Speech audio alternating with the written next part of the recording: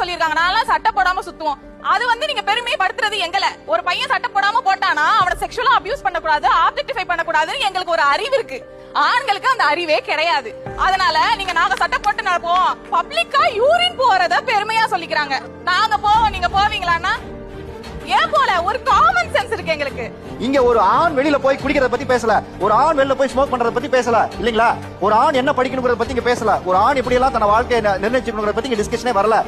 ஏன்னா பிறக்கும் போதே ஒரு ஆணுக்கு இருக்கிற சுதந்திரம் அந்த பொண்ணுக்கு இல்ல. பிறப்பிலேயே குழந்தை கையில நீங்க வாங்குறீங்களா, அப்பவே ஆணுக்கு வந்து ஒரு இடத்துல கையில கொடுக்கும் போது நீங்க குழந்தைய கொடுப்பாங்க.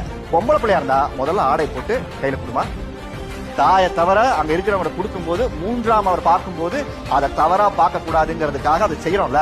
அங்கிருந்தே ரெஸ்ட்ரிக்ஷன் இது கன்சர்ன். நான் திரும்ப நான் சொல்றேன், பாதுகாப்பு என்பது வேறு. அதை நம்ம தான் பார்க்கணும். நம்ம பிள்ளைக்கான பாதுகாப்பை நம்ம தான் பார்க்கறது, ஆணா இருந்தாலும் சரி பெண்ணா இருந்தாலும் சரி. ஓகேங்களா?